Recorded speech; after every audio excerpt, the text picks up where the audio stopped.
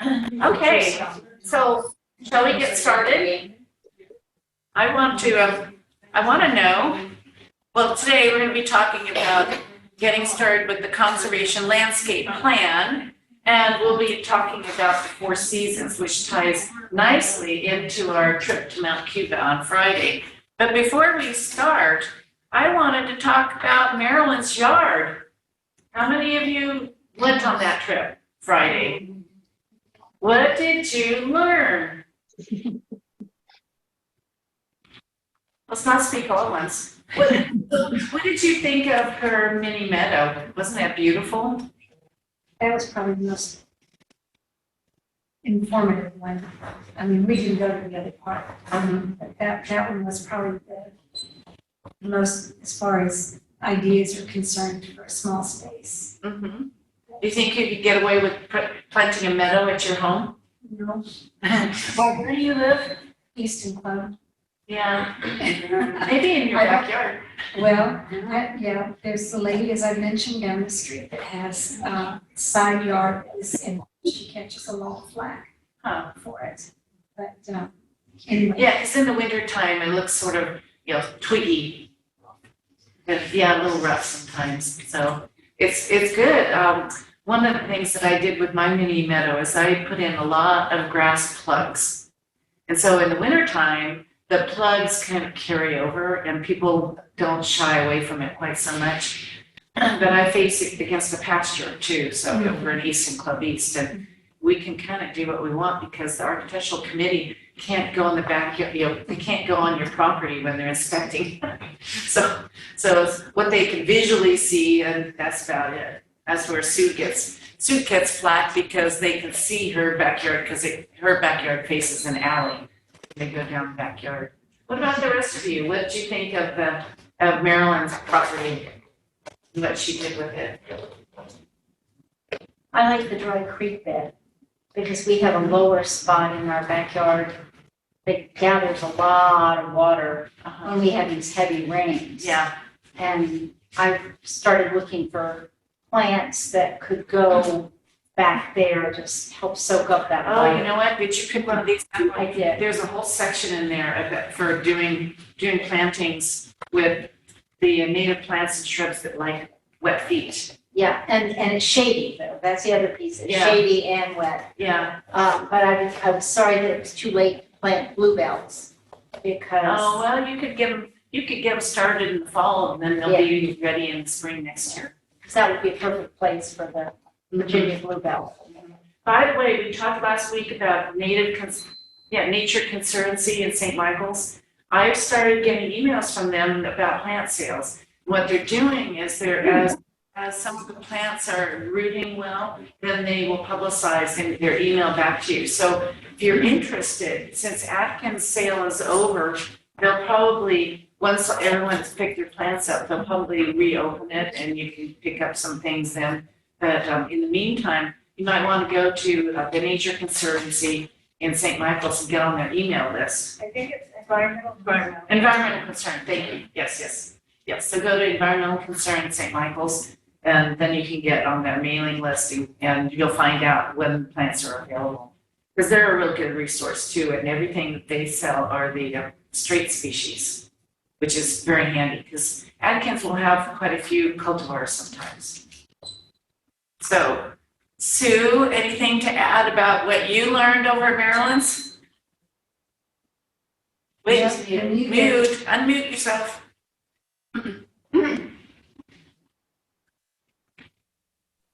I was impressed with the way that they understood their yard's drainage pattern and then made the most of it or corrected places where they needed to correct it. And it was just impressive piece of hydrology, right? Is that the right word? Yeah, remember how they ran it underneath the side, through the sidewalk? So that was a really good idea to do that. And a lot of us have drainage problems, especially when you live in a community that was built all at the same time with homes fairly close to one another. You'll get drainage problems in between the homes. And then it's, you know, sometimes it's you can run into a problem with a neighbor who doesn't want you to have any construction over there, but it's your property. You should be able to put in a French drain and plant it with plants that will do well with damp soil. But that water runoff can be a problem. So, well, let's go ahead then and get started if there's nothing else. Hello, I'm Lourdes with Native Plant Channel, and I am so excited and happy today to be here with the leader in the native plant movement, Dr. Doug Tallamy. One of the biggest challenges that homeowners have is reducing the area they have in lawn. Lawn is not very productive. As a matter of fact, it's very unproductive. We've got more than 44 million acres of lawn in the U.S. That's an area bigger than New England. And it's really an ecological deadscape. So I recommend that we reduce the area of lawn. And everybody said, well, what are you going to put there instead? Lots of things, but ground covers are a great way to cover area that used to be lawn. And this is a good ground cover right here. It's called meadow anemone. And under the right conditions, it can be very, very thick. The perfect ground cover is one where you're not going to see the ground.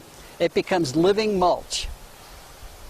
That's really important because you don't want bare soil. Bare soil dries out and all the living organisms in that soil then dry out and either move or die because soil is a living community. That's where all the mycorrhizae are. It's where all the detritivores, the thousands and thousands of tiny little things that are chewing up leaves and returning nutrients to the soil. All of those creatures and fungi and other things in soil require high humidity. So that's why we use mulch to keep the humidity in, but living mulch is the very best way to go. Underneath these plants here, there are leaves that are returning the nutrients to the soil that the tree used the year before. And it's a nice, very, very closed system. So picture areas in your yard where you could cover the yard with, cover what used to be lawn with different types of ground covers. And there's a lot of them. This is just one species. A mixed ground cover is a great way to go as well, where you have diversity of things. Some things that would bloom in the spring, like wood poppies, bloodroot, things, the spring ephemerals, they bloom in the spring, but the leaves are around the rest of the year, and they're making a very nice ground cover as well. Notice that I say we should reduce the lawn, but not get rid of the lawn. Lawn still has some very important functions in a residential landscape. It's the perfect plant to walk on, because it can take a lot of traffic without being killed. And there are very few plants that can do that. But it ought to be what Thomas Rainer calls area rugs rather than wall-to-wall carpeting. And this is a good example of how to do that. We've got broad swaths of grass that will guide you through the landscape without covering the entire landscape. So we want to reduce the area that's in lawn and still have it as a mechanism for guiding you through the landscape. It's also a really important cue for care. So what we're trying to do is get more plants into our residential landscapes. And by the way, we have, 135 million acres of residential landscapes in this country. It's a huge area. But the culture is to have it neat as a pin, not share it with nature. Lawn is a really important part of that. And what we want to do is slowly change that, or maybe quickly change that, by getting a lot more plants into these landscapes, a lot more functional plants, ones that are actually supporting food webs and encouraging other creatures to live with us. But we want to do it in a culturally acceptable way. That's where lawn can play an important part, because people know that manicured lawn is what the culture's all about. That's what we call a cue for care. So when you have parts of your lawn remaining in your yard, you keep it mowed, you keep it manicured, and that sends the message to your neighbors that you do understand the culture. You're not trying to be a rebel. You're just having less of this unproductive landscape. A good place to use lawn would be along strips along your driveway or along the sidewalk in front. Keep that manicured. And that usually is enough to convince people that you're really part of the culture. The plants behind the lawn, though, have a very important function. So years ago, I was thinking about all the area that we have in lawn in North America, that 44 million acres, an area the size of New England. And I said, well, gee, what would happen if we cut that area in half? What would happen if we took a half our lawn and replanted it with productive plants? Well, that would give us at least 20 million acres. How big is that? And I started to add up the area of all the big national parks in our country. And I added them all up, including Denali. And it still didn't reach 20 million acres. So I said, well, gee, we could create a new national park. And if we do it at home, we can call it Homegrown National Park. Sounded like a fun idea, but it's blossomed. We actually now have a website, homegrownnationalpark.org, put together by Michelle Alfanderi, an official nonprofit now. And the goal is to actually reach the non-choir, reach people who don't realize that their yard is an important component of the future of conservation. So we're trying to use this form of social media to spread the message that everybody is responsible for conservation, because everybody depends on healthy ecosystems. And what you do is you go to the website, it's free, and you register your property and say, I'm gonna conserve, I'm gonna re-landscape this much area. Just a rough estimate. And then your piece of your county is going to light up. And we're working with a tech company right now so that we can watch the entire U.S. light up as people join Homegrown National Park. We've got about 19,000 people that are signed up already, but we need more, 19 million maybe. So please spread the word. Everybody should join Homegrown National Park to encourage others to do it. You know, we're all in the same conservation tribe now. We're on the same team. So have any of you ever been to that site? It really is neat. It's very easy to do. You just put in your home. It creates a pin for your neighborhood, basically. I would probably say maybe I've planted of my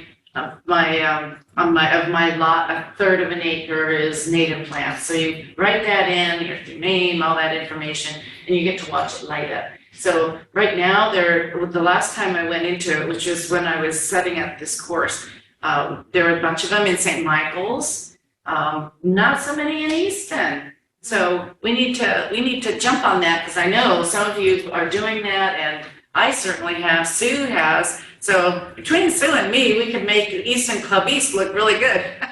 So that's the whole idea of that project, and I love what he's trying to do.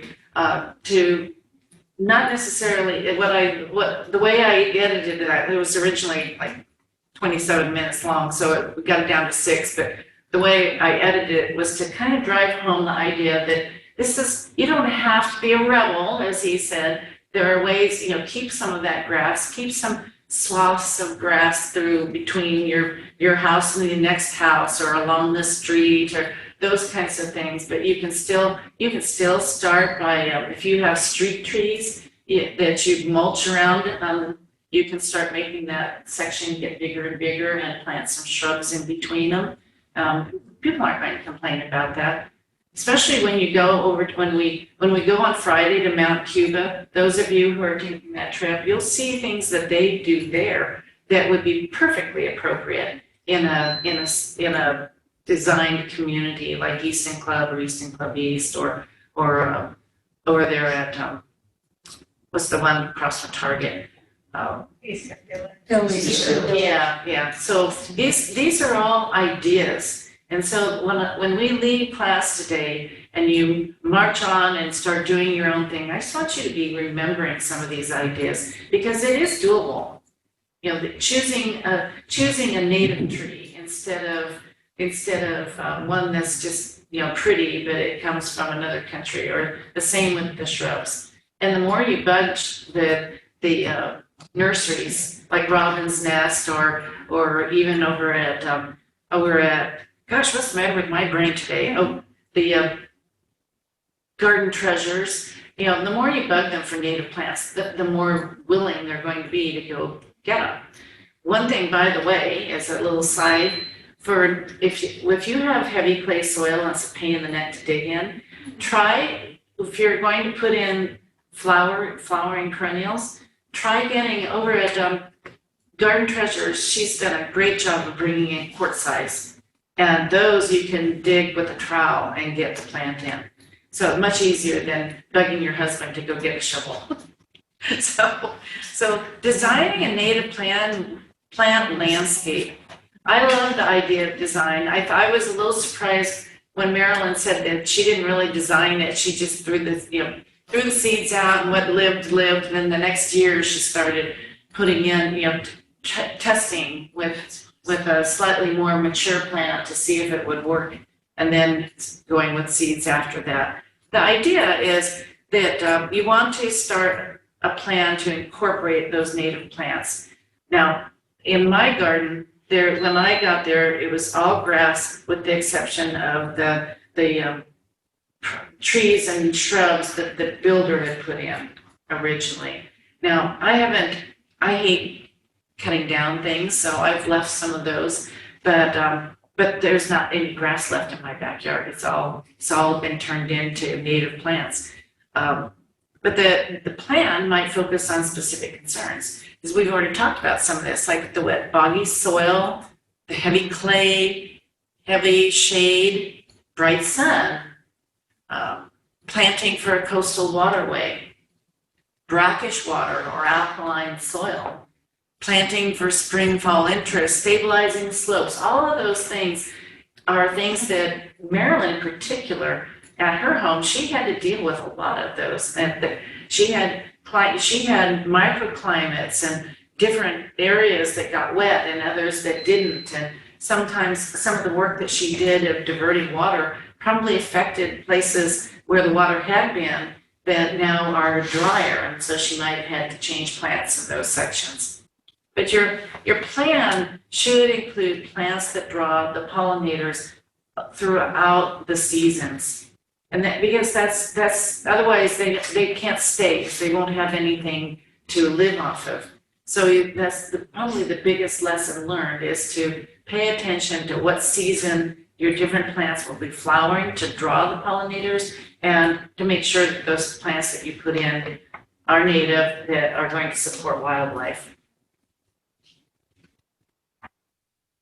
So one of the drawbacks and one of the things that we have to consider when we're doing a plan is to think about how individual plants behave. Most of us learn that by trial and error because I planted some goldenrods. I thought, oh, they're pretty. In the first year, they were really pretty. Now they're taking over my yard. So same with that. I had the same issue with mountain mint. I love that plant. I think it's adorable. I like the leaves and the little buds that hang out for quite some time. But if you don't know what it looks like when your garden is just coming up in the spring, you'll get them all over. And what I end up doing is picking them and pulling them out when they're in areas I don't want them anymore.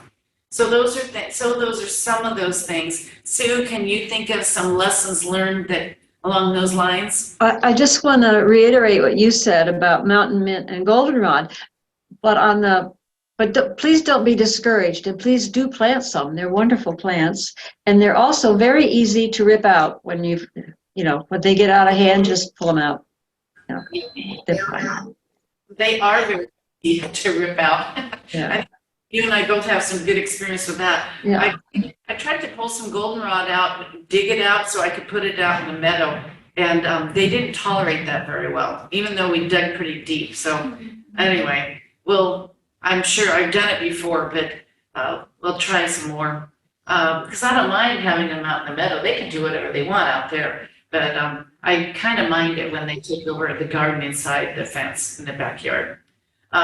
Some of the other things to think about with the plants is, what's their form like? Are they a dense little shrub? Do they spread out and wander? Some of those, Sue and I both have a shrub that's fairly low growing. They have it outside the Y as you walk out into the parking lot. What is that? It's you got me. Low grow or grow low. Is that the one you're thinking of? Yeah, it's a sumac. Sumac, yes, a sumac. And I like it because I like the leaves. They're really cute. But it grows I've noticed it, especially at Sue's house. She has plants that grow up through it, and so the branches help stabilize them. A lot of the herbaceous perennials get kind of tall and leggy and they'll flop over in a high wind. Like I was out there worrying about my plants when we had that huge wind on Monday. I'm going, okay, here, I'll help you, I'll hold you up. but they seem to do okay. And as with many other things, the plants especially, like a small tree, you don't want tied up too tight because that will weaken the tree. You want to let it have a little flexibility so that it can strengthen with the wind, which is an interesting idea, isn't it? It's sort of, you hear that and you go, what, really? Really? Oh, I don't know. But that's everything that I have been taught, was that you take those poles away as soon as you can and let that tree stand on its own. The idea down here, do they play well with others? Are they long or short-lived? These are all things that you might want to look at. That's where this book comes in really handy, because it tells you a lot about them. And then what I do a lot of times is that I'll be looking at that online, and then I've got Google open, and I'll be checking it on Google too. There are some great resources when you do that, like Missouri, something. Yeah, Missouri Botanical Garden, they're good. They have great resources, and they'll tell you what plants play well with it and what look nice with it through the season. So it's lots of fun especially in the wintertime to plant. Yeah. So as with everything, there are certain steps that you might want to go through. The first then is to inventory and then analyze. So when you're looking at your garden, as many of you already have, you want to look and see where the sun is. You want to look and see where the wind is. You want to see where the water drainage might be a problem. We had to correct that in our yard because water from one eave we had a slope just like Marilyn was dealing with. We had a slope and all the water was heading that way. And I had some red twig dogwoods that didn't like having their feet wet, and it was damaging them. So I diverted water and brought it underground to the edge of the property, and it squirts out that way. But guess what? Things started getting dry then. So then it was like, oh, shoot. So then, it's just that, I think that what'd you call it, Suze? The geophysics of it? No, the hydrology. It's the hydrology of it. I got it out of the backyard, but my backyard still wants water. So, look at your project area. Is your project a few acres, like someone has here? Or it's a few hundred square feet, or somewhere in the middle? The size of the project will dictate whether or not you're going to go with with the 3 gallon or 5 gallon shrubs, or with big trees, or if you're going to use plugs. Plugs are much more efficient if it's a large space, by the way. I like to think in terms of colors. So when you look at this book and you're doing your research on the plants, look at what color, when and what colors they are. So I like purples and golds. Some people like the pinks, and there's a whole array of colors. But you want to make sure as you're planning that if they usually will say plant in waves of color, you want to think of how the eye is going to be drawn. I think it was Jenna who talked about how she had originally designed so that the plants did that pyramidal shape that drew the eye to a certain specimen. Right, to make the path look longer somehow, yeah. So those are all things that you can do, but really you get right down to it. As you're beginning in this process, the easiest is to look at the beds around your house. Maybe we didn't have one side between us and the next house, so we just created a bed. And I saw this tree at Atkins. I like that tree. It's a really odd shape, so I put that tree. It was a hemlock, so we put that tree in. It has spines that hurt if you get stuck in them. But then the shrubs started growing and growing. Most of the native shrubs, if you wait until after they bloom, you can tidy them up and cut them back. Then that's where you can start thinking about your color. If you have a large space, my backyard is probably about the size of this room.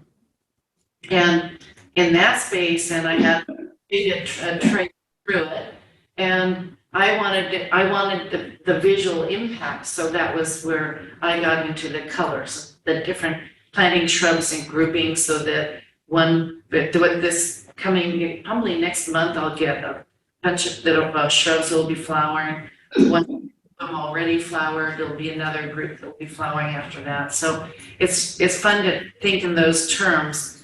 The other kind of a thing you might talk about when you're designing and daydreaming in your mind is the whole idea of structure. And think about plant form. So Sue I finally have a rattlesnake master plant coming up. I found this leaf. It was covered by one leaf. So the rattlesnake master is a really fun plant because it has this little thing that comes up about this high, and it has a little rattle on it. It's like a rattle. It's really cute. But that's an example of form that you can get with a plant. There are forms that are pyramidal. There's forms that flatten out. There are forms that are round. So think in those terms a little bit, and as well as those bloom times. So they say this is the new perennial movement, but what they're talking about is creating, sort of going back to the idea of what Marilyn did with her meadow, is to mimic nature. One of the things that I had to cut out in the Doug Ptolemy one was he was talking about how you want to make sure that you're giving, this is a conservation landscaping class, right? So you want to make sure that you're giving the animals a place to live, and that would be including the birds and that. So when you do that, you've got your ground cover, and then you have your shrubs. And then typically you might have the low understorage trees like redbud. And then you would typically in the background of that end up with your oaks or some of the other species of trees that are keystones to our area. So the idea is, like, let's say, for example, I wanted to plant a pond-shaped native plant garden here in the center. So I would plant the trees in the center, and I would surround them with the shrubs and intermingle the shrubs in there. And then I'd add the ground cover along the edge. So then the lawnmower people would be going around the edge and mowing the lawn. I'm almost positive you could get away with that over at Easy Club. Mm-hmm. And that's sort of one of those things that we can do in an environment that is not where you have people that, there are too many snakes and too many bugs. So the next is to develop your color palette. And we just talked a little bit about that. But when you do your site inventory, think about what colors those shrubs will bring, and think about the shape of the leaves, because those shapes add a lot of diversity. Like if you put in, remember at Janet Tiernan's, she had those shrubs up near the house that were so pretty. What was that? Oak leaf hydrangea. And they have a very interesting leaf. So if you plant those and mingle those in with some that have little leaves and flowers that flower at a different time, then you can strike a balance, and that oak leaf hydrangea leaf pattern will create part of your design for you. You look puzzled. What are your thoughts? Yes. Oh, I was still trying to think of the shrub, but you came up with it. So. Okay. Yeah. So there are a lot of design thoughts you can put into this, but you don't have to. The biggest thing that I've found over the years is that if you like a certain shrub, for example, then multiply it and add so that you have a grouping of them. and maybe then put a grouping of something else in another spot, because then that way you can satisfy the nosy neighbors that thrive on a plan. So designing goes into determining what your garden style is. So in this particular case, what you're seeing is two forms and here on the one on the bottom, that's more like the island idea, that it's pretty much all herbaceous perennials in these, or in grasses. So what they're doing is there's the block planting, which is more organized up at the top, where you're using your swaths of color, which is what I originally tried to do. But as I discovered, a lot of the herbaceous perennials have a mind of their own.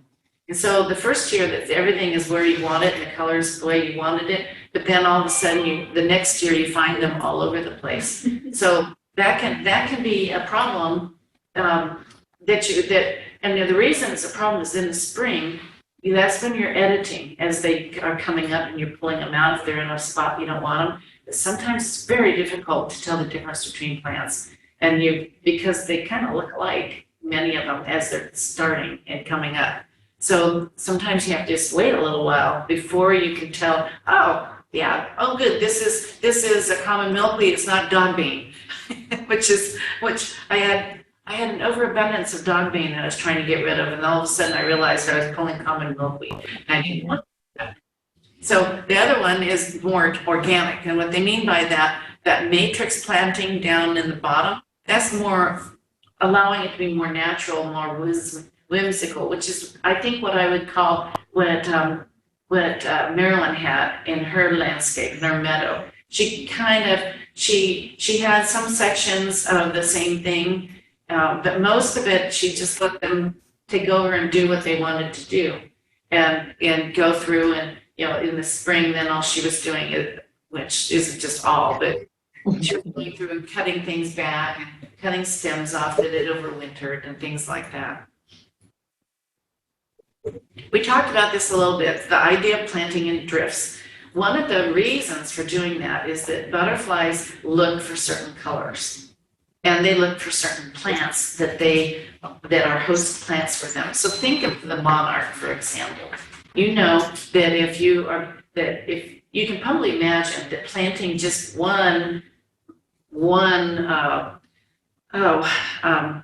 dang, I just forgot that word. Sue, what's Milkweed? Yeah, I'm thinking of the milkweeds that come up that like damp soil. Swamp milkweed. So I planted knowing that just one wasn't going to be enough, I bought plugs, and I must put in 50 plugs. Now, not all 50 plugs are coming back, I noticed, but they're moving around, and the reason for planting them en masse. Now, this was 50 plugs in a space was maybe 5 feet long and 4 feet wide. So, because what you'll find is the native herbaceous perennials like to have their roots intermingled. That's how they protect themselves. And it's all about, I think Sue talked about this last session, but the root is the real structure of the plant. So the issue there is that you want that if you're trying to get a butterfly to the host plant, they have to be able to find it. And if there's just one amongst a bunch of other things, they're not going to be able to find it. So the idea there is just to plant them en masse. Now there are lots of places where you can buy flats of herbaceous perennials and grasses.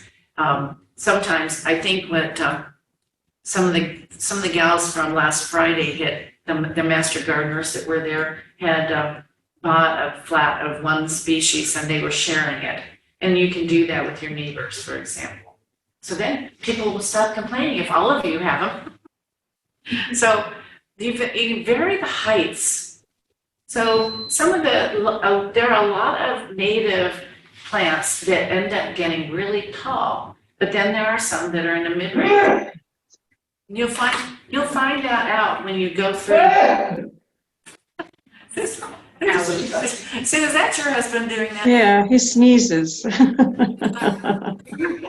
So when you go through here, it will give you some idea of what the heights will be, or you can start Googling them and double check them.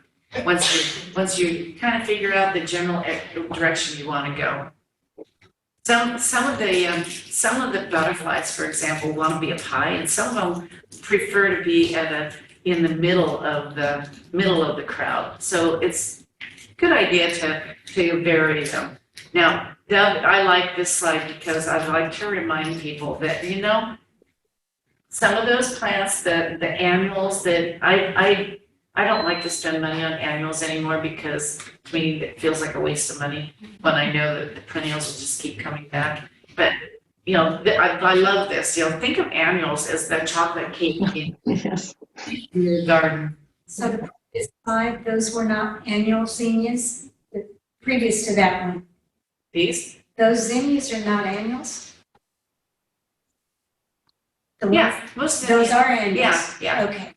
So, but these, I'm not sure if those are. It's hard to say what those are, but they were looking on. Yeah, so they're. They have a monarch that's nectaring on zinnias. So those annuals, they provide nectar to the different butterflies. My sister-in-law used to argue with me. So no, monarchs.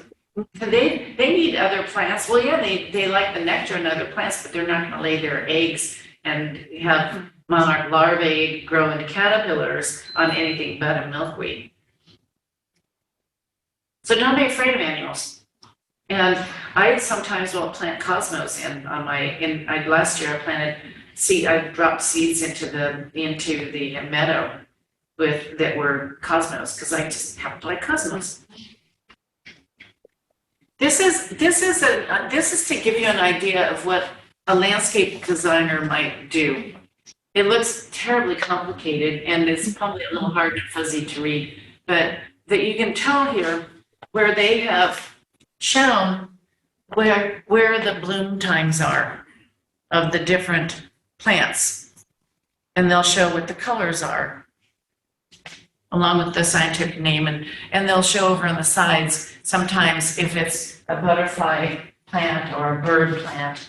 And that's one way of doing it. Now I had a simpler way. This was my more simplified plan that I did for the meadow project last year.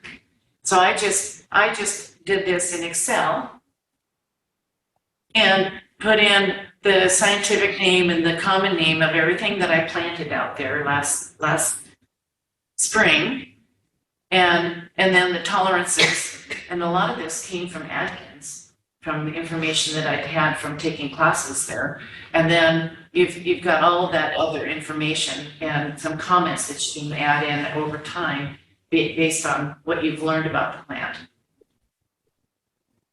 So then you get to plant ordering. We've missed the Atkins sale, but they'll be coming back with what's left, and you'll have options there. Atkins is also a good one because if you buy a tree there, and it's a native tree, I think it's $30 off right now. Yeah. Because you send it in, and the state will send you money back for every tree that you plant, which is really pretty cool. They don't do that for shrubs, just for trees. But the plugs, a lot of us order plugs from a company called Izel, IZEL.com, and they're a very good resource for native plants. They'll ask you when you go in, they'll ask you your zip code, and that will determine what nurseries they're going to suggest. Now, for us here, there are a few Maryland nurseries that will provide plugs. Several up in Pennsylvania, which is still okay. It's Piedmont there instead of what we have here. And then, and sometimes I have actually opted a couple of times. I think my grasses last year came from the Midwest. But it was the same, it was in that particular scenario, it was the same climate zone, so it worked okay. Site preparation. We're getting very close to where you're going to be piping in, Susan. So site preparation. We had a discussion about this with the first, I think it's maybe the second group over at Maryland's. Now, remember how she had that big space in the front yard that she'd had plastic on for 2 years? She doesn't, she asked me about that. And that's considered, that is technically the best way to do things, because then you're leaving the biosphere that's in the soil and you're not disrupting it. But there are other ways of doing it as well. So one of them is to use an herbicide, which we don't typically recommend. If you do use an herbicide, it will stall your planting for a while because you have to wait until it's completely out of the soil. But that will get rid of, that's one way of getting rid of invasives for sure. Now, another one for site is sod cutting. That's what I've done, is I've done sod cutting because we had kind of crappy sod to begin with back in that area, because when the builder came along, they took all the good soil away, and the grass is surviving on about this much soil, because and you'll notice when they bring it up, that those roots aren't getting any deeper than that. That's why they tell you not to water so much, because it's just running off, just hitting that hard pan underneath. But if you do the sod cutting method, then you have to spend a lot of time on mechanical methods, like tilling the soil and bringing in mushroom compost and topsoil to stir into that soil so that it's useful for your plants. Because what you don't want to do is plant your shrub or your tree and not give it enough room for the roots to start moving out, and then suddenly come up to a hard pan wall of clay. So one thing that you can do in your own garden when you're doing smaller plants is to take not your trowel, but the thing with the claws. And what I do is I always make, let's say it's a quart size, I always try to make a hole about twice the size. You don't plant a native plant, you only plant it as deep as it is in its pot. You don't dig really deep for a native plant. You want its roots to go out. So then what I do is if there's a lot of clay in that part of the garden, is I use that rake thing and I just rough up the clay so that the roots have a way to invade into the clay. And that has seemed to work pretty well. I also then go through and we do a lot of, we put native soil back in, and the mushroom compost. We give everything, it's as much as we can, we give it a good leg up for getting everything started.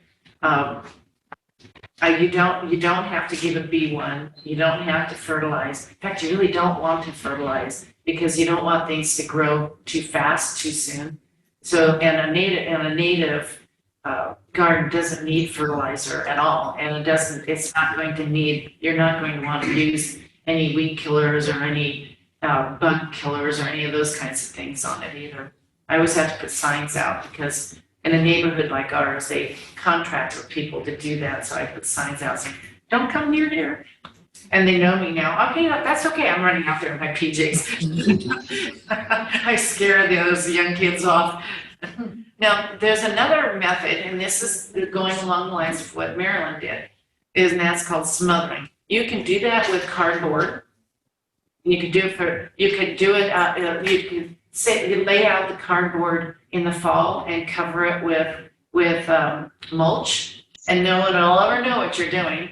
You can also do it with newsprint. You can take the star down and literally take one issue and plop it down. It'll be maybe maybe that big, and then just keep adding to it until it's maybe a quarter to a third of an inch deep. My husband did that for his, when I finally let him have a piece of the garden back for tomatoes in the ground, and he did that last year, and he hasn't had any weeds come up through that, so that was pretty cool. Because he doesn't take care of the weeds, that's why I never let him have any more space than that little tiny spot. So then it's time for installation. But before we get, I think we're still a little ways. So installation, I did that too. I drew I used paint to draw things on the soil.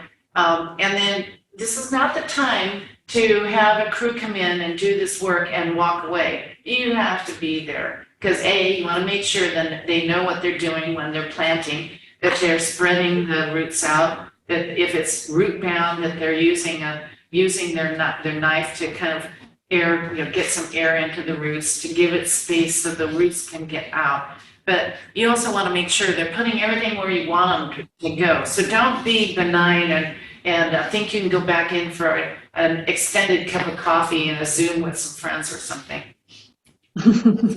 So this is your installation layout. And this is an example. This was an example of a sample plant. This is my planting plan for the cottage garden that I built in our backyard. And it ended up,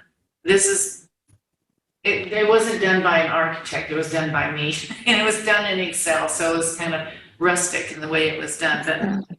And the guy helping me at the time, he understood it too. So there were foundation plants. There was a section in that green oval that I left, and it was with clover, and then the steps through, and along the steps was clover mixed in with those. And this is what it ended up looking like. So the top is the finished job in year 1 is what it looked like. And then year 2, where it started to go berserk. And I haven't done a picture of this year. I should, huh, Susan? Yeah. Because see these trees back here. Sorry, folks on Zoom, you can't see this, but I'm poking at the top left picture. That's a scarlet oak, and those are redbuds. There are 3 redbud trees back there. Those are probably about that tall now. And the problem is they created more shade than what these plants wanted. So I had to revise what I was putting back there to find things that could tolerate that shade.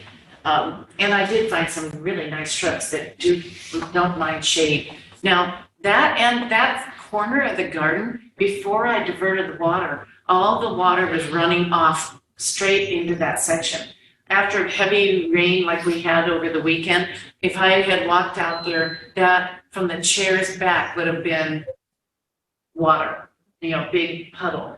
But because of the way this was planted and the soils we used and how we did this, that would dissipate in about half an hour. So that was pretty cool. But it's still, what I ended up doing this year is I finally realized that having the clover in here, while there's some benefit to clover is a good ground cover for the ground, for soil, and it has beneficial. But this is microclover, so there aren't very many flowers in microclover. But what was happening was that I was getting all these weedy types of grasses along the edge, and they were very difficult to deal with. And it was, my husband is the weed whacker of the family, and I was constantly having to bug him because if you didn't get out there every week to do it, then every time you would do it, you'd have to go out there and rake and all that. So I finally got tired of it. So this year, we were supposed to finish the job on Monday, but with all the rain, we had to postpone the guys. So we're not going to my place this week because that one it's not finished yet.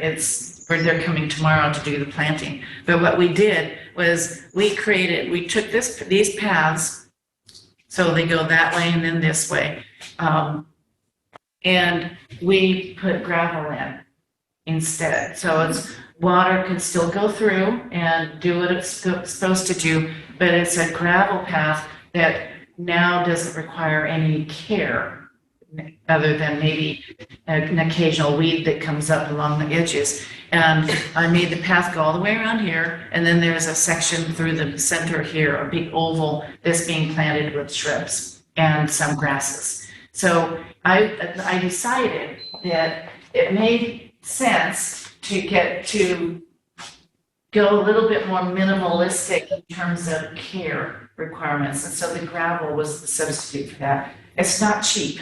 That's the problem.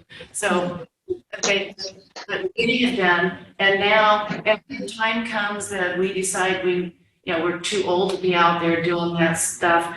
We don't have to be out there doing that kind of care. And I think in the long run, it makes it a lot more attractive to be able to sell the house someday, because somebody would look at it and not be put off and scared of all the work that they could see with having all that grass and stuff back there that still requires upkeep. So now we get to, but wait, we have to prepare the soil. So Sue, tell me, I'm going to go ahead and, oh, by the way, I had to conclude a picture with worms. We go out and we amend worms every year. And I'm really happy when I'm digging in the soil and I'm clumping, whacking the roots to get rid of the soil that was on them, and I go, oh, there went a worm. We have worms, yay! So I am curious. We have a trug. I don't know if you could see that. Yeah, see the trug that's in the top right corner? That was where Bob was delegated to growing his tomatoes. And we put worms in there every year, but I'm really curious. I want to look this year and see if they survive. Because in the soil, worms go down as deep as they need to protect themselves through the winter, right? Just like bugs do, and bees and some of the other insects. That's why you don't want to cover everything with mulch, because they need their soil to burrow in and hibernate for the winter. But I'm going to have to look for and see if any of those worms survive the trug winter. So here we go. Tell me when you want me to turn the slide. Okay, so as Lynn has mentioned, roots provide the structure of a plant, and in fact, about half of any mature plant is underground. Although the photons power photosynthesis, which is what the plant does to combine carbon dioxide from the air with water from the ground to make sugars. And that happens in the leaves, but then the sugars are moved down into the roots for temporary storage, and then they get reused to make other plant material. But the whole system needs more than just what's shown on this page. It also needs minerals, needs NPK, calcium, phosphorus, let's see what else, other nutrients, and all of those nutrients are in the soil. So the soil is just an intricate part of what a plant needs to grow. I mentioned even oxygen comes from the soil. So the only thing it gets from the air is carbon dioxide and photons. So healthy soil. Nobody has perfect soil. And in fact, any patch of soil changes as the conditions change, like rainfall or plant growth. But in general, about half of any soil is just air and water. That's good. And the other half is mostly minerals. And the minerals, the sand, the clay, and the silt, exist in various proportions. This is like an ideal representation here. Most of us probably have more clay than 19%. And then there's that small part, but very important part, called organic matter. So all these together support the nutrient cycling, which we'll talk about. So, well, yes. What are examples of organic matter? Say again? What are examples of organic matter? Oh, we're going to, funny you should ask. Next slide. Yeah. So we'll get on to that. But so healthy soil has many, many properties, but the one that you'll probably recognize easiest is that it has good texture, what we call the tilth. And tilth is when there are several different particle sizes in the soil, and they get combined where the organic organisms, and I'm just going to mention this now because I might forget if I wait, but Doug mentioned living organisms in the soil, and that's crucial for doing all these processes we're going to talk about. So the organisms help combine the soil particles with the organic matter to make these little aggregates. And then the aggregates combined into larger and larger aggregates. And that makes the soil crumbly. So I'm just going to make a comparison here. If you think about a jar of marbles, and they're all just little same size small marble, they'll just settle into a very tidy matrix that doesn't have much space. But if you have marbles of all different sizes and kind of different shapes, they will not settle they will be an irregular matrix, and there will be relatively more space. And that's what we want. We want that space that allows the other properties of this good soil. There's room for the air, there's room for little particles of water, there's room for the micro and macro organisms, which Lynn asked about. And all these organisms need that space because they need to hunt. They can't just sit there. They have to hunt for food, and they also have to avoid each other because they will eat each other. So it's brutal down there. Just see if I missed anything else. Drain soil, yes. So that variety of aggregate size is very important. Now this picture is taken from our garden. It's not great soil. It's better than the clay we started with 5 years ago. And over these 5 years, we've been adding organic matter, and it's gotten to this point, and I think it will get better as we continue to add organic matter. Let's see, next. Okay. So Sue, before you do that, Yes. thinking about how you've been adding to your soil. So I'm envisioning the soil getting taller and taller, but that's not really what happens, right? That's right. It ends up crumbling back into the soil so that clay soil becomes better soil because the rest of it is starting to go into it and the roots are breaking up the clay soil. What else? Oh, and also, yeah, the roots move everything up and down. And these organisms move things up and down. We're going to get to that. So organic matter. So Lynn asked, organic matter is, as you can read, humus, roots, and organisms. So you want to know what's humus. Well, humus is carbon-based. It's not What? It's not that. That's not hummus that you eat. It's humus.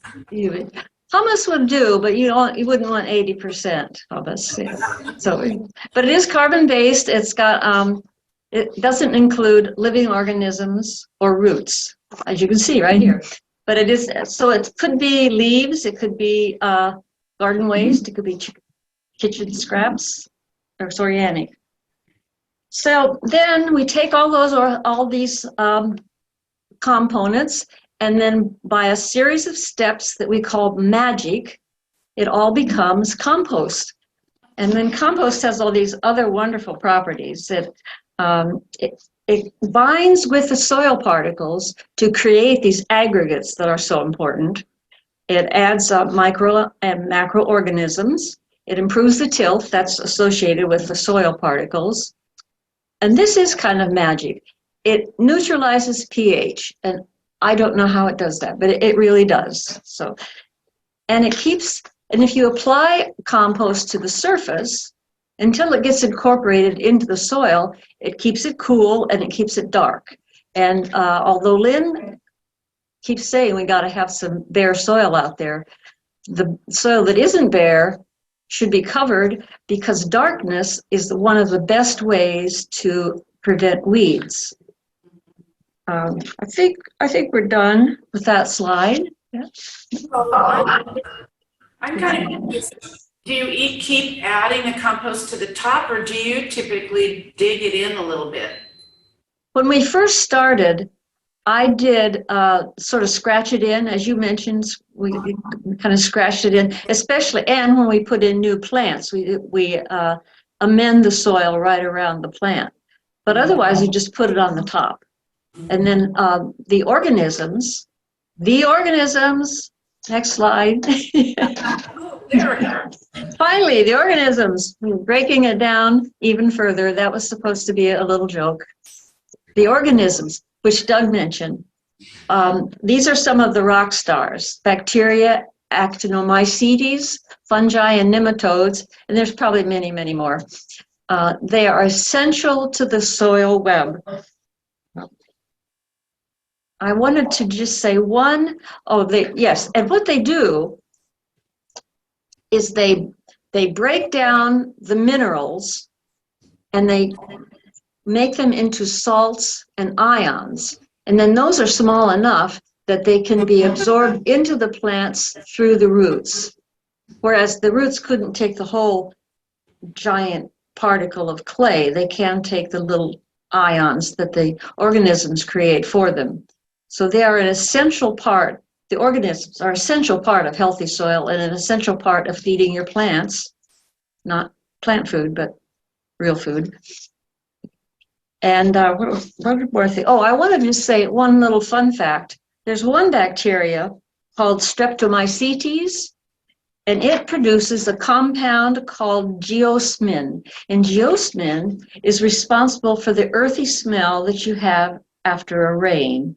So if you smell that smell, there's a really good chance you have some healthy soil. You at least have some bacteria. So that's a good sign. So your compost. So your homemade compost, back up, please. Yes. So the thing about compost, there's already organisms in that compost. And the thing about organisms is microorganisms, they multiply very quickly. As soon as they have any extra food and there's the appropriate amount of water and there's a good temperature and some air, they will multiply and then fill up your compost as full as it can be with microorganisms. So when you add more food to your compost, they all cheer because it's food, and then they can make more, and they will very quickly multiply to repopulate your compost to the maximum level with microorganisms. No, I would comment too that I have neighbors who have created compost piles in their yard by digging into the garden bed, for example, and making a compost pile there, where your other neighbors aren't going to see it. It's not like having a big compost box. You can do that pretty easily. Yes. I want to mention that when you add food to your compost, in addition to food, it gives these organisms a place to hide. And just to mention again, they are out there eating each other. So it's good to have a little place to hide behind a little piece of orange peel or something. Okay, now we can talk about making compost. If you can't make compost, you can buy it. But I recommend that you start shopping as soon as possible because we're not the only people now who know this secret. There's a lot of people who understand that compost is great stuff and they'll be out there buying it too. It comes in bags. You can buy bags. And if it's finished, although they name different names, like the one in the picture is leaf compost, and there's manure compost and mushroom compost, but they're all compost. So don't go out of your way to make sure you have one kind or another. If you have the space for a cubic yard a cubic yard of compost, that is the way to go. It's much, much cheaper. There are people here on the shore who will deliver it for you, and but then you just have to move it around yourself. Now, Lynn mentioned make a way to make compost by digging a hole. There are 998 other ways to make compost, and really all of them are fine. They except maybe the ones that want you to make them out of your fireplace ashes. But anyway, I'm not going to tell you how to make compost. There's, you can find a gazillion ways to do it, and all of them work. Yes. That Leaf Grow is a popular brand that's done here on, I think it's from the Eastern Shore, isn't it? Or is it from? It comes from Montgomery County. It's In Montgomery County, they collect yard waste and take it out to a facility in Dickerson and make enormous windrows and turn it into this wonderful compost. It's great stuff.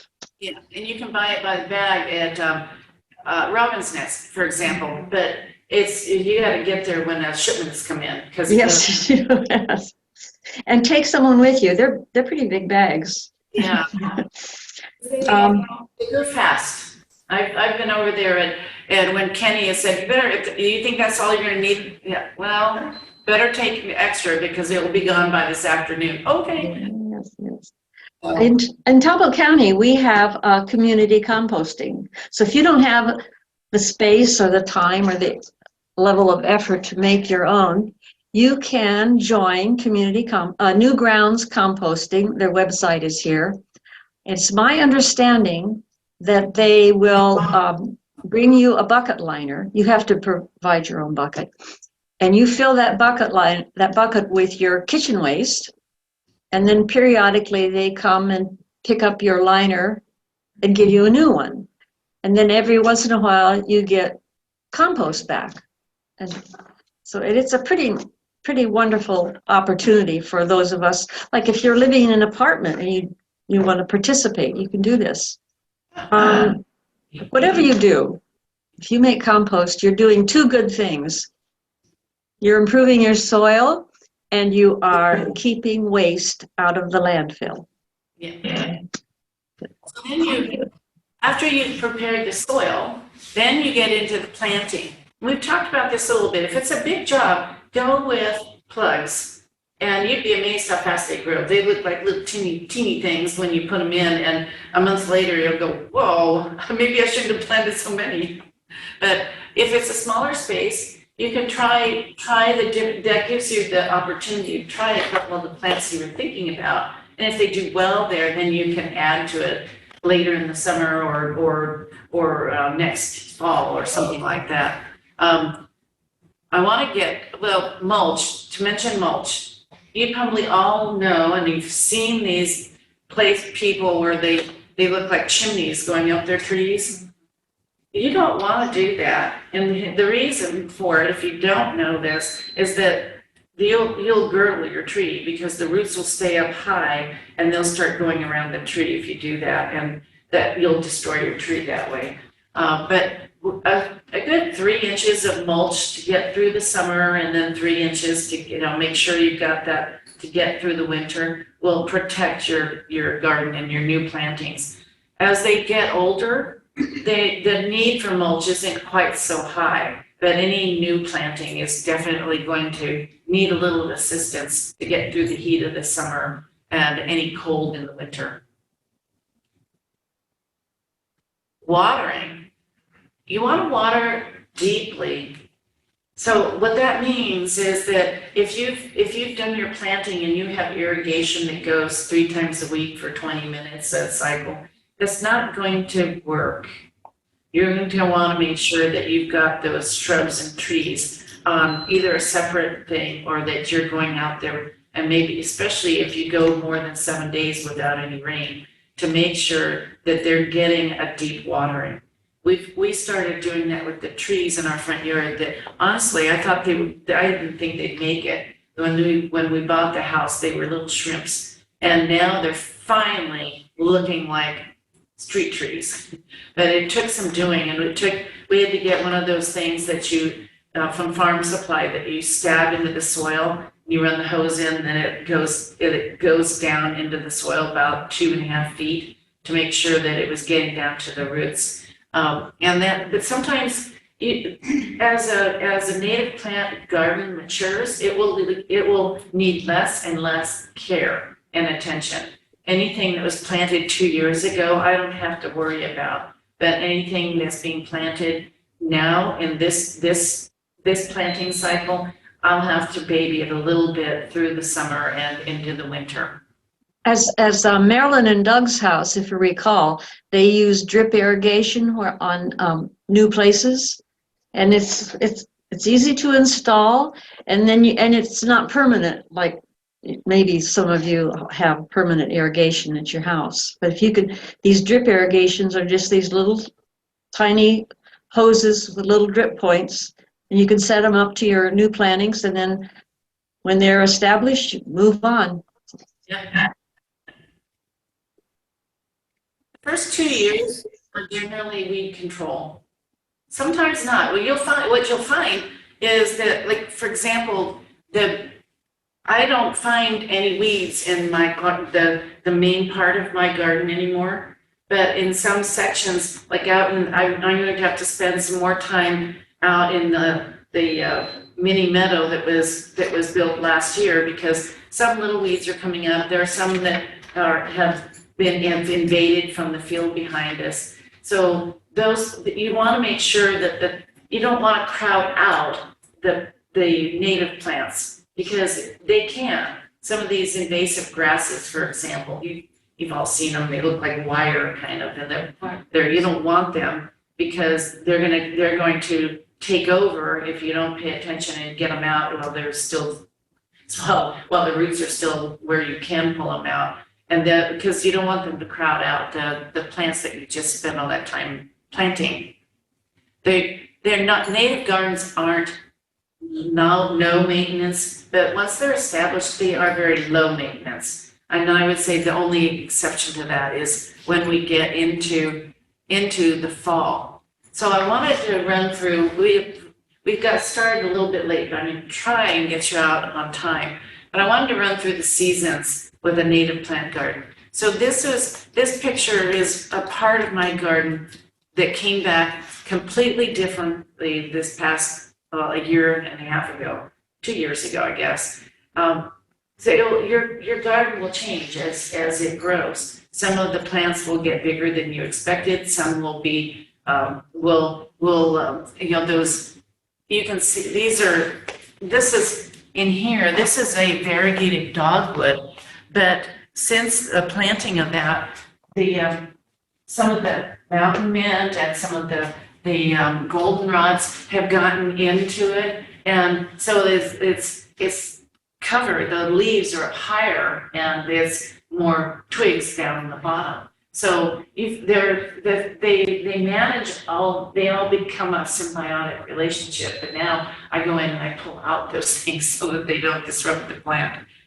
Seed pods open in the fall, and the seeds are distributed by wind. So that's why your garden changes so much. And I also, last year, when I had the common milkweed, just before winter, it had the little seed pods, that feathery stuff, and I went like that and shook it around. Well, that common milkweed coming up in all kinds of interesting places. So I call it spring surprises. It's a time of year that's really fun to walk through the garden and go, oh, look, this came back. Oh, what is that? That must be something from Sue's garden. So there are all kinds of things you'll find in there sometimes. Some don't wander around, and they come back, and you're happy when they come back every year, but some do want a little bit of wandering. And then you'll also find ground cover. I have a wild strawberry as a ground cover in much of my garden, but it tends to be a little bit invasive in the sense that it makes them matte, and some of the other plants can't get through that. So I'm always digging around in it to make sure, are you still there? Come on up, I'll get this out of the way. So, but mostly they seem to manage just fine on their own. Spring maintenance, in March, we look for winter injury.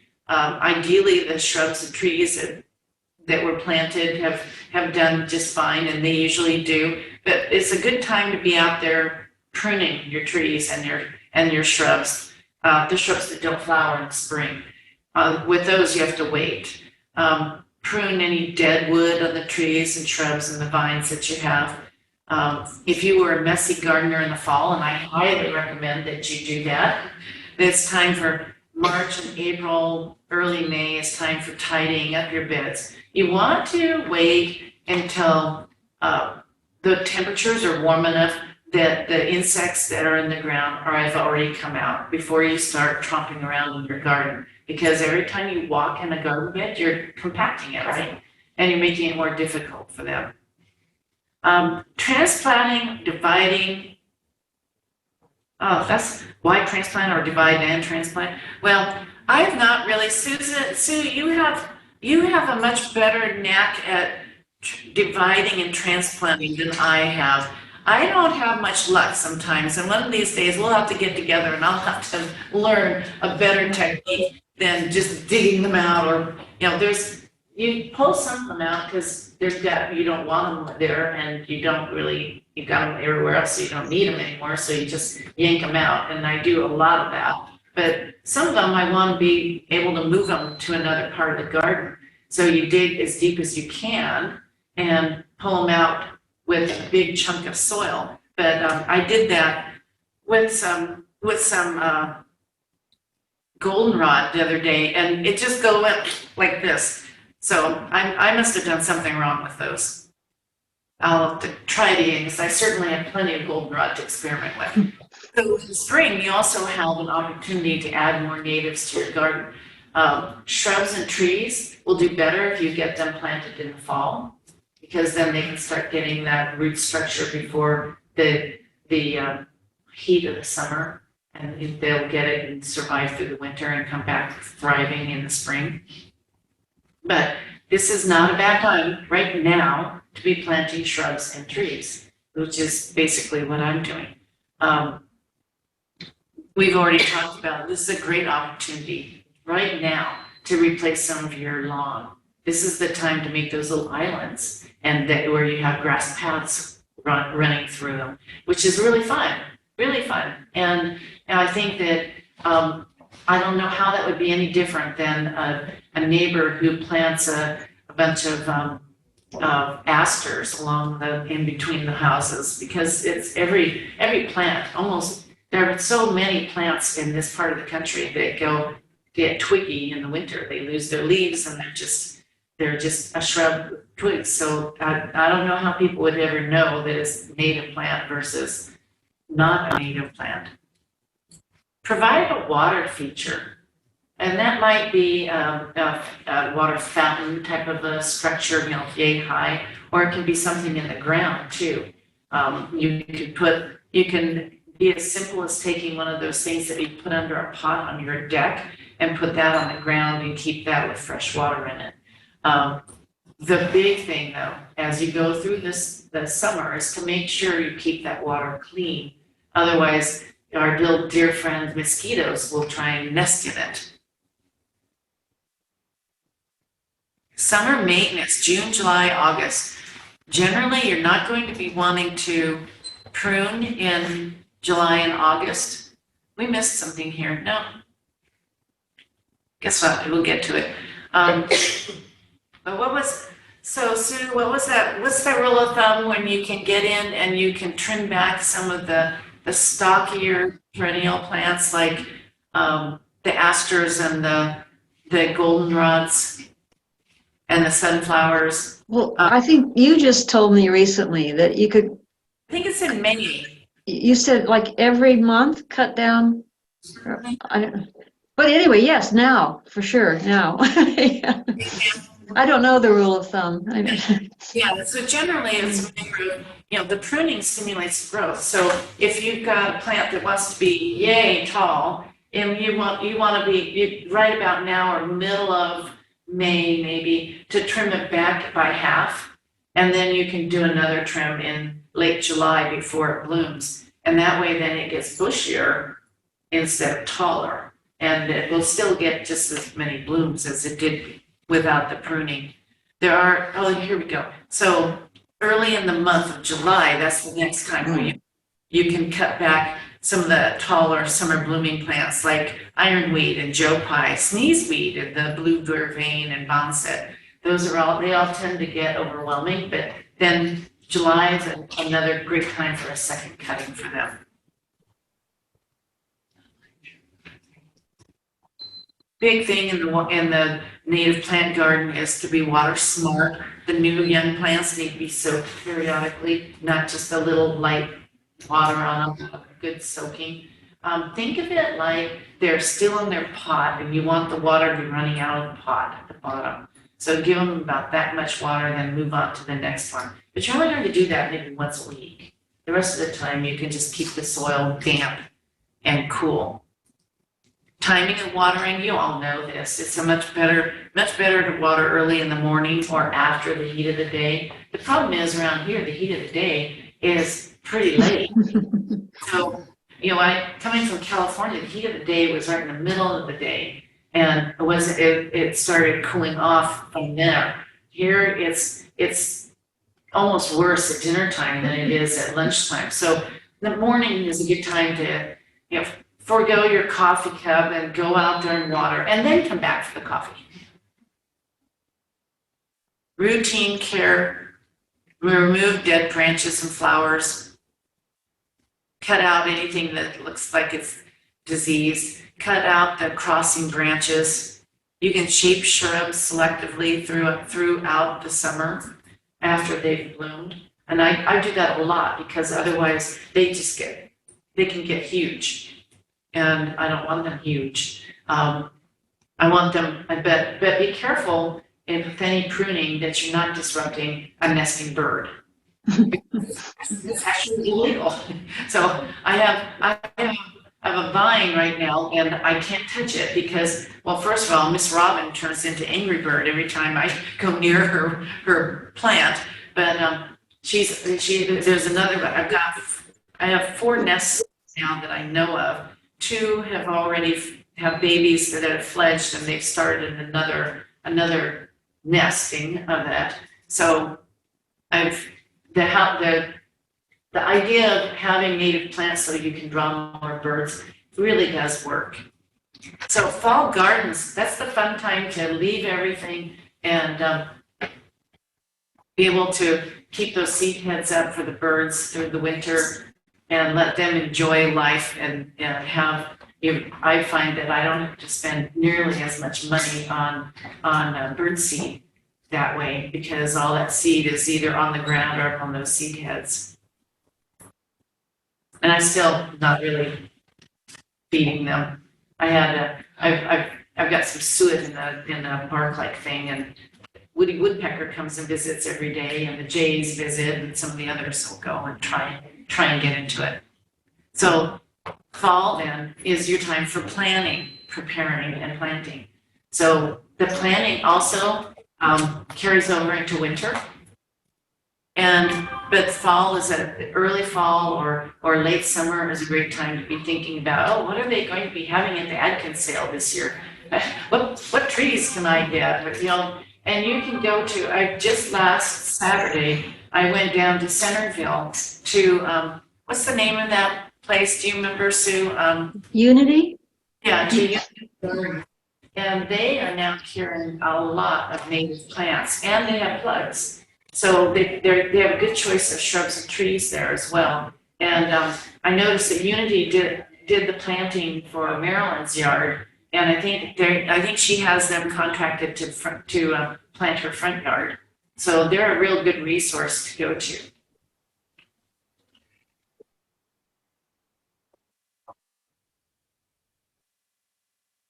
So what's so good about fall planting? I've already mentioned this once, but I really want to make this a foot stopper. This is just like spring, fall is cool and usually has more consistent precipitation. So if you can get those plants into the ground early fall, but before your ground freezes, they'll have plenty of opportunity to get the root structure going and get through a little bit into the clay soil and make themselves at home in your garden. If you plant them a little too late, it can be a little bit dangerous. And I have a little bit of a problem with Adkins sale because I feel like they provide access to coming in and getting your trees and shrubs in the fall a little late. But you can find your shrubs and trees in other places now. There are so many that are doing this now on the Eastern Shore. But the sooner the better. Remember to loosen the roots up a little bit. Plant the same depth as the pot, not deeper, but plant them wider to give room for those roots. And firm the soil down around the plant, and then firm it down again until it's the same height as the root ball is, and then mulch it properly and then use some soil, water with that soil. Frost heaving. Have you ever had that happen? What happens is if you get a plant in too late in the season and you don't plant it properly, when the ground starts to freeze, and I don't think it ever really froze this last winter, but if you get a winter where the ground freezes, it will push that plant up. And when you come out in the spring and are looking at it, you'll see a mound instead of how you'd had it planted before, right level with the rest of the ground. So it's the water gets in underneath it, and then it freezes, and that causes it to lift up. Mulch will help because the mulch will help protect the temperature of the soil around your plant. So I always love this. When it doesn't that look pretty? Those seed heads. Now these are not those ornamental grasses that are ginormous. These are typically in the 2 to 3 foot high range, and I think they're very beautiful in the fall and through the winter.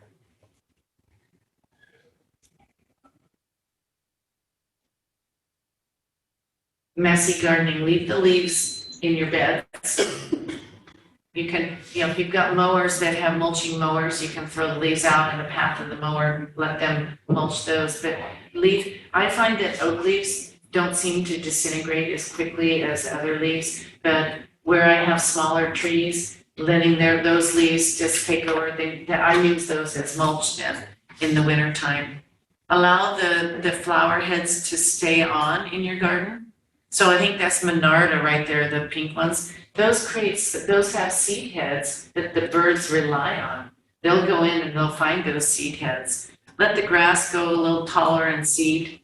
Now you don't cut that. If you've put in native grasses, you're not going to cut them back until springtime. Build a brush pile with fallen branches instead of removing them. I actually did that this year. I get twigs all the time off of my birch tree. So I just break them up into fairly small chunks and I dump them in a corner of my garden. And it allows the bugs to have a place to hibernate into without being in a place that you don't want them. Forget the chemicals. Leave snags on your property. Those of you with a larger property, if you have a tree fall or if you have branches fall, let them stay or bring them to a part of your garden, your property where it doesn't really, that's maybe out of sight, because that becomes a great place for nesting and for bugs and habitat development. So delay the garden cleanup until spring after a number of 50-degree days, because by then all the overwintering pollinators will have woken up. I waited until I had bees, and when I saw the bumblebees and saw the other bees coming out, then I figured, okay, now it's safe.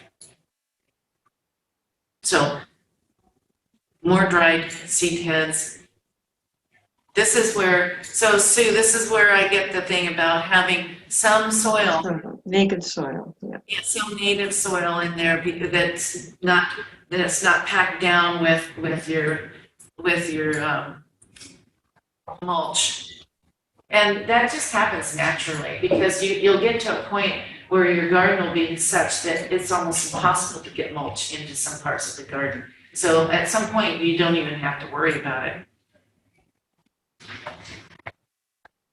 So that garden that you leave up, that provides food for the birds, and the berries, it will carry them through the spring. And then you'll start those early flowers that come up are going to provide the nectar that the bees, and I already have moths and butterflies in my garden. Winter is a good time to get ahead of the spring curve. Now, there are some wintertime maintenance projects like cleaning out and repairing nesting boxes, pruning shrubs and trees. Remember that water is still really important to wildlife. but you have to be careful that you're putting in something that's not going to freeze and break. I've been known to do that. Oops. So one thing that you can be doing in the wintertime is you can be thinking ahead to spring and getting seeds started, if you're into that. I tried that last year. It didn't work real well, but I did get a whole pile of butterfly weed from seed doing it that way. So it basically, with the native plants, you have to, almost all of them require at least 60 days stratification. That's either planting them in the fall, and putting them in the seeds in the ground in the fall, which I always forget. So then the backup is to create just what they're doing there. You can buy sand and then you mix your seed with the sand in a baggie and put in enough water that it feels like that the sand will hold its shape, and then store I'm them. on my way to the Can you put some? dermatologist. And then you can just put it in the fridge. You mark the date that you put it in the fridge, and 60 days, 2 months later, it'll be ready to come out. So you're going to go in reverse. So let's say you're assuming that you'll be able to get seeds in the ground by the end of April. So then you're going to go, let's see, 30 days, March, beginning of March, end of February, you're going to start stratifying your seeds. I just did too many of them. I was a little indiscriminate, and I thought, well, if one works, let's see if all of them work. They didn't all work, but I tell you what, getting butterfly weed into your garden and starting it from seed is really easy. You won't necessarily get blooms the first year, but the second year, typically they'll start blooming.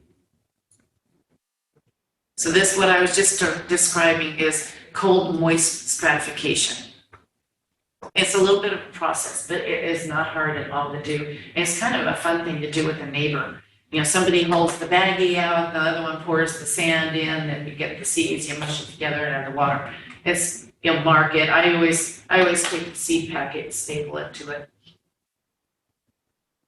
So we get to the end, and Justin, I wanted to see if we could click on that link to go to our Google Drive. I wasn't sure if it would work. Oh, looks like it will. So this is the Google Drive, and I want, for those of you who haven't gone into it, that link goes out when you get your video links. And so we have all 3 sessions of PowerPoints in here. You've got the Baywise Landscaping, which is a 5-page summary of what the Baywise program wants. And it's a great program if you're starting into doing native plants. They'll send out a team of master gardeners. They'll look at your property, look what you're doing, and they'll go through a checklist of what you're doing and make some suggestions, and maybe come back in a year or something like that. The Chesapeake Bay Green Book, just underneath that. Next one down. Yeah, next one down. There we go. That's the latest. I took some digging, but I found the latest one. So it's a PDF of that. You can download that onto your own computer. So that gives you a great reference. Then if we go back up here, thanks. Then the next one under that is the Conservation Landscaping Guidelines. Or BSC. Yeah, there we go. Yeah. So this one is another one. It's a relatively new book that's out.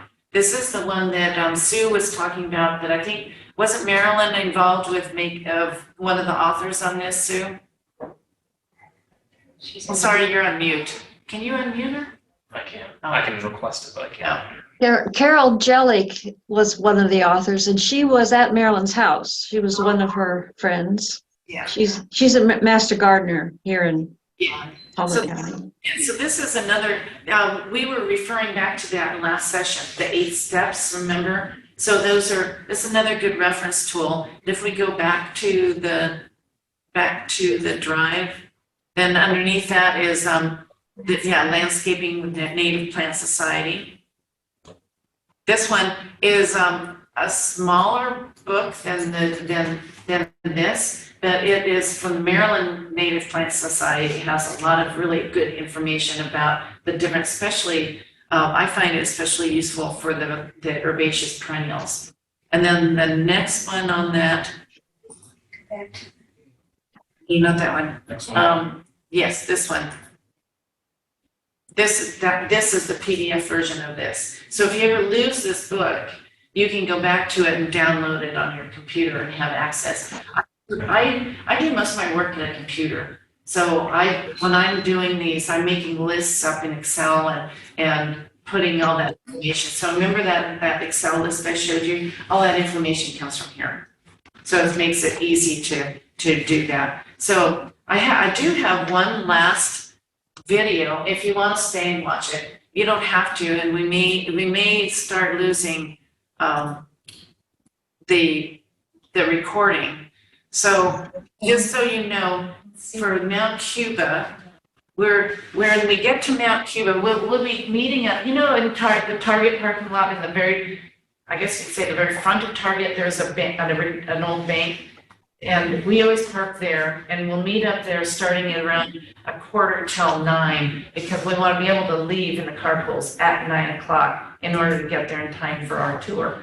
So that when we get there, I'll be there and I'll be marking everybody off if they were missing anybody. If you're planning on going up separately, just let me know. I'll be sending something out tomorrow, I think, and asking people to let me know, and I'll keep track of that so I know that they're going to meet us there instead of carpooling. We already have several people who are doing that because they live more in that direction than this direction.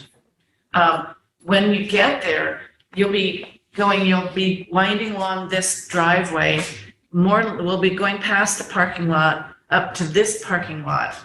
And here is where people enter the park, and they'll have the list of people as well. So if you go up separately, or if you get there before I do, for example, then you just go up to them and say you're with the Chesapeake Forum group and give them your name, and they go, oh yeah, okay. They might have a sticker or something like that. I'm making name tags, by the way, so that everyone, when we break for lunch, you can all know each other's names, because we haven't really had much of an opportunity to get to know each other by name.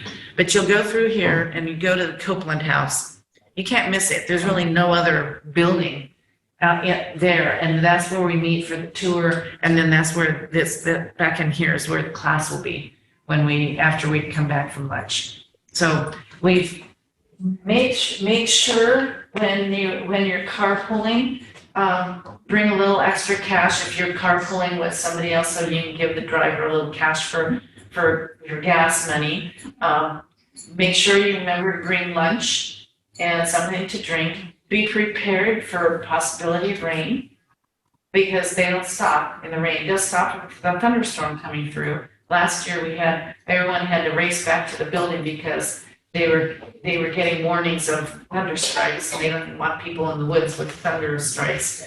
But in general, the biggest thing when you're carpooling is to make sure you know at all times where your driver is, so you don't get left behind. As a group, there is actually a couple really good nurseries in that area. So as a group, if you decide, hey, afterwards, let's go to this nursery, you might be able to do that. They will have plants. They almost always have plants for sale near the Copeland House. And you might be able to pick up some plants to try in pots or in your garden. That's always fun. So if you're driving, make sure maybe bring a couple. Make sure you have a box or something that people can put their plants in without messing things up in your car. So that brings us basically to the end of our program.